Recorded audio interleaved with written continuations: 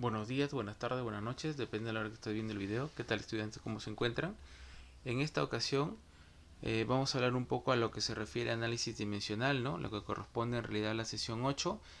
Vamos a desarrollar la parte teórica de este tema que es realmente muy importante, ¿no? Para entender la parte subsiguiente de mecánica de fluidos, lo que viene después, ¿no? De una vez habiendo terminado la parte ideal, entramos a la parte real que vendría a desarrollarse como punto de partida con el análisis dimensional, ¿no?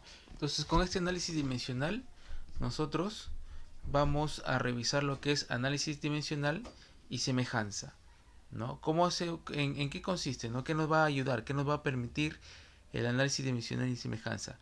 Nos va a permitir copiar fenómenos de la realidad, ¿no? Porque cuando trabajamos anteriormente con las ecuaciones de Bernoulli, por ejemplo, ¿no? Esto nos permitía estudiar lo que vienen a ser procesos ideales. Pero los procesos ideales, que son los que me permiten copiar las ecuaciones, en realidad no son los que ocurren, ¿no? En la realidad, ¿no? Porque en la realidad los fenómenos generalmente tienen pérdidas, entonces dejan de ser ideales. El análisis dimensional sí me permite hacer esa copia con todo y pérdidas, ¿no? En el análisis dimensional, nosotros vamos a ver, bueno, en la temática que vamos a tratar, vamos a ver justamente lo que es experimentación en mecánica de fluidos, vamos a ver los adimensionales en mecánica de fluidos, la semejanza de modelos, ¿no? Y ahí me dan algunos comentarios acerca de eso, ¿no? Ensayos de modelo, ley de semejanza, semejanza de Froh, Reynolds y Match, que son de las más comunes. En la experimentación mecánica de fluidos, ¿no? Resulta que las ecuaciones fundamentales que nosotros trabajamos no me resuelven de manera suficiente la problemática, ¿no? Porque las ecuaciones fundamentales se basan en relaciones analíticas idealizadas. Entonces, esas relaciones analíticas idealizadas no me permiten copiar realmente toda la realidad. Pero resulta que si yo lo quiero intentar entender cómo funciona, ¿no? Más o menos esa funcionalidad, lo voy a ver de esta manera, ¿no? Voy a ver que 9 magnitudes, específicamente en este caso para mecánica de fluidos, son las que participan, ¿no? En la fenomenología. Pero esto me va a generar un paquete de ecuaciones muy complejas, ¿ya? Pero cuando yo lo voy a tratar con análisis dimensional, yo voy a ver que se van a reducir las relaciones, ¿no? Que no son necesariamente las magnitudes, ¿no? Pero en un fenómeno específico no van a pasar de 6, es lo que me refiere aquí el comentario, ¿no? ¿Qué sucede? Con el análisis dimensional nosotros vamos a agrupar las dimensiones, ¿no? De lo que yo voy a tener un n de magnitudes físicas, le voy a restar lo que vendrían a ser las magnitudes básicas, ¿no? Entonces, al restar las magnitudes básicas, que van a ser la masa, longitud, tiempo, por ejemplo, ¿no? Generalmente 3, ¿no? Depende de la complejidad del fenómeno, puede que llegue a ser alguna más, ¿no?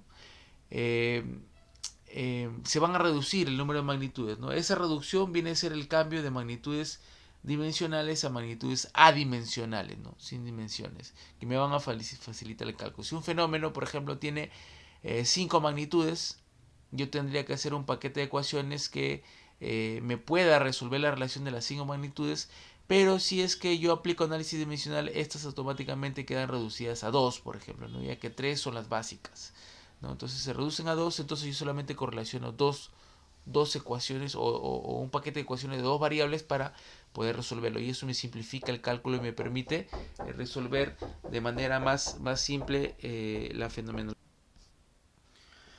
Bueno, la idea es que cuantas menos agrupaciones resulten, menos experiencia, más fácil va a ser el análisis que nosotros podemos relacionar, ¿no? Entonces la ventaja es que al tener menos relaciones yo puedo de manera más fácil poder copiar el modelo, ¿no? Que es un modelo real. Bueno, el modelo no se llamaría modelo, sería el prototipo, ¿no? Lo copio en un modelo. Esa copia a modelo me permite desarrollarlo de manera experimental a escala, ¿no? Entonces justamente lo que se va a tratar es un poco la idea de cómo se generan las escalas, ¿no? Entonces, las magnitudes, ¿no? Para poder analizarlo, ¿no? Al establecer las posiciones adimensionales, supongamos que intervienen a la vez, porque se va a generar una serie de procesos a la vez, ¿no? En un fenómeno complejo, ¿no?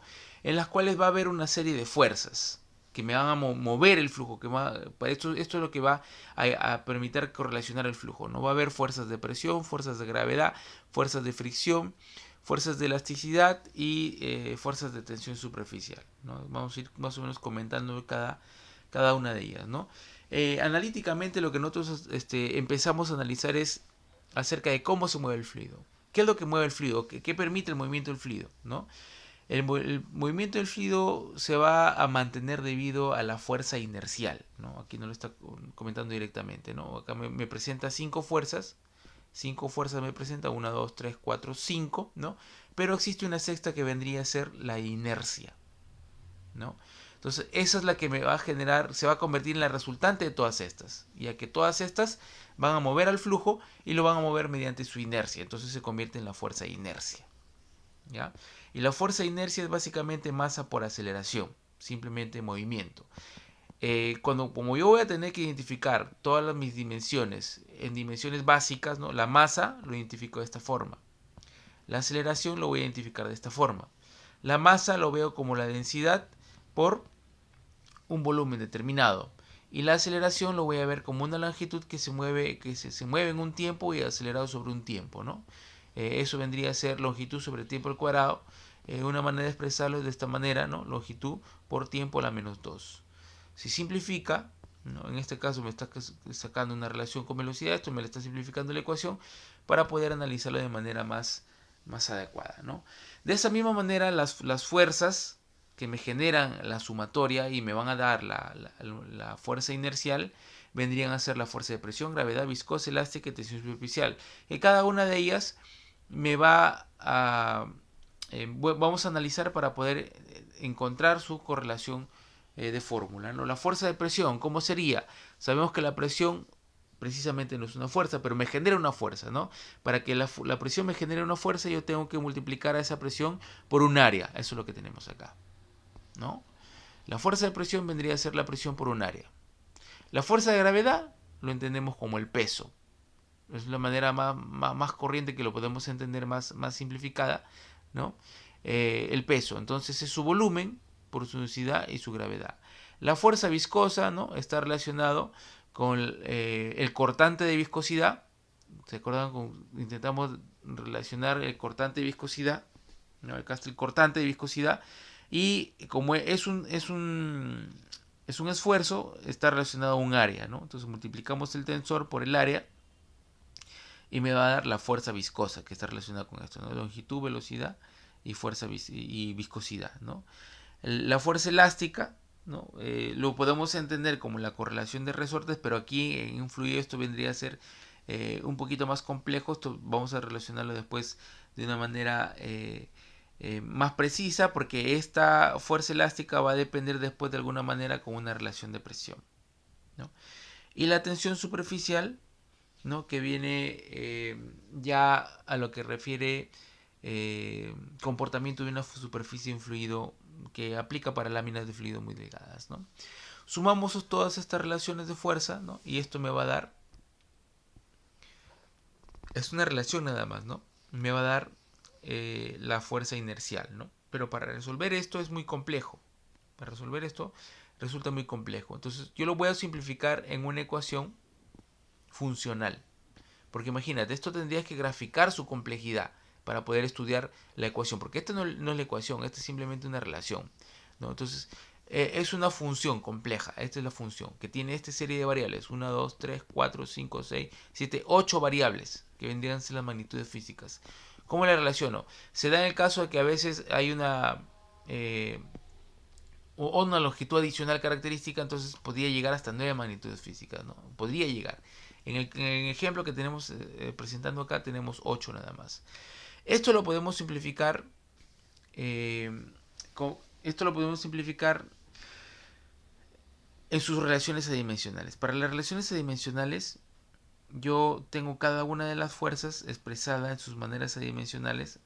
Esto es la relación, esta es la forma que voy a tener. Estas son las expresiones de fuerza que habíamos visto anteriormente, ¿no? Pero de manera funcional, ¿ya? Todas estas están relacionadas con lo que vendría a ser la fuerza inercial. Al relacionar la fuerza inercial con cada una de las fuerzas preexistentes, lo que pasa, estoy dividiendo acá, ¿no? Estoy dividiendo, ¿no? A cada una de ellas y lo tengo como una relación adimensional, ya que fuerza sobre fuerza no tiene dimensiones. Fuerza sobre fuerza no tiene dimensiones. Entonces acá me relaciona las fuerzas de presión con la inercial, acá me relaciona las fuerzas de gravedad con la inercial, acá me relaciona las fuerzas viscosas con la inercial, acá me relaciona las fuerzas elásticas con la inercial y acá me relaciona las fuerzas de tensión superficial con la inercial. ¿Ya? Entonces el número de variables se reduce. De 8 magnitudes se reduce a 5, ¿no? Restamos 3 como las magnitudes básicas que habíamos visto anteriormente.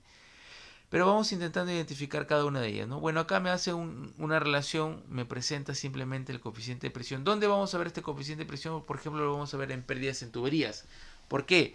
Porque en una tubería existe una caída de presión, ¿no? Una energía como una caída de presión, y la relación de caída de presión va a depender de su movimiento, de su comportamiento inercial. Entonces me relaciona bajo esta. Otro fenómeno que vamos a ver es la cavitación, por ejemplo, que también tiene que ver con el coeficiente de presión, ¿no? Y bueno, así tenemos una serie de relaciones ya identificados. Se adapta a la forma esta de acá. Esto vendría a ser la relación dimensional, ¿no?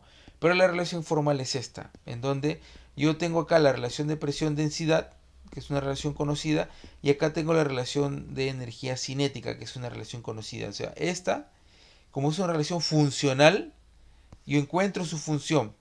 No lo estamos haciendo acá, simplemente le estamos expresando. De la misma manera aplicamos para el resto, ¿no? Por ejemplo, ¿no? Esta que vendría a ser la relación viscosa, ¿no? Bueno, su expresión, bueno, hay una razón acá, ¿no? Se invierte, ¿no? Es porque el número acá resulta ser muy pequeño, lo invertimos para que lo podamos formar como un número grande. Tenemos acá la de gravedad, ¿no? Que vendría a ser... Esto me va a describir realmente, porque acá decíamos que me describe el fenómeno de pérdida de presión, ¿no? Y cavitación. ¿Qué fenómeno me va a describir? Me va a describir el fenómeno, por ejemplo, el comportamiento de las olas, ¿no? Aquí está el número, vamos a identificarlo como se llama, ¿no? Esto también me identifica el comportamiento viscoso, esto me identifica el comportamiento elástico, con su relación real va a ser acá, ¿no? Que va a tener que ver con una relación de comportamiento de vibración del flujo, ¿no? Y esto me relaciona, esto es la forma como va a quedar finalmente el comportamiento de la tensión superficial, ¿no? Ahí vamos comentando cada una de ellas. Este es el número de Froh. El anterior vendría a ser el coeficiente de presión, ¿no? Ya no puedo regresarle, pues ahí está. Coeficiente de presión, o también lo vamos a llamar como número de cavitación. El de acá es el número de Froh, que precisamente me relaciona, me puede servir para estudiar el comportamiento de las olas, ¿no?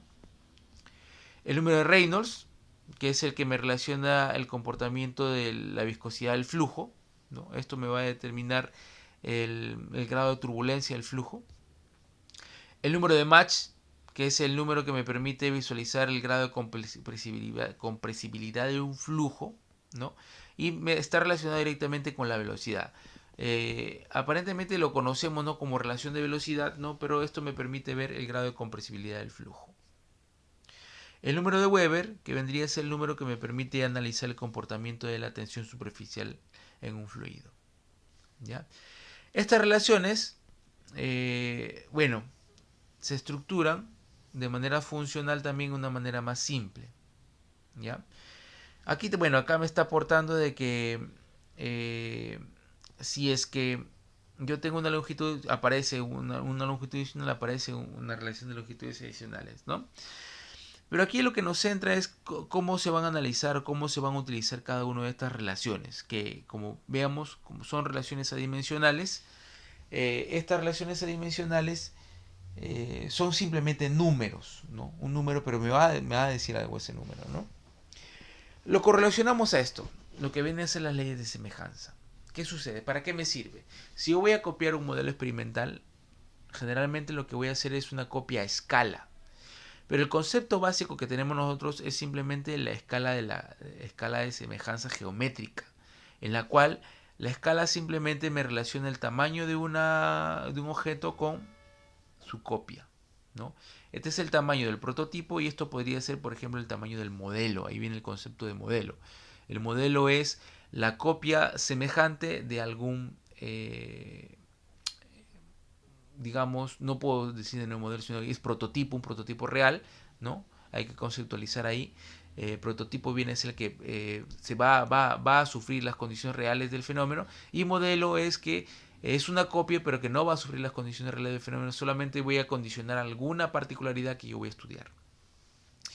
Entonces, la escala que nosotros conocemos de manera básica viene a ser la escala geométrica, pero para poder copiar un fenómeno, para poder hacer una copia experimental, no puedo simplemente hacer una copia geométrica, tengo que hacer una copia de semejanza cinemática en la cual intervienen los vectores de flujo, y luego con esto yo voy a hacer la copia de la semejanza dinámica, ¿no? En las cuales ya yo correlaciono las fuerzas. Y como más o menos habíamos estado viendo, las semejanzas adimensionales que nosotros habíamos comentado hace un momento, lo que me copiaba era semejanza dinámica, porque me relacionaba fuerzas.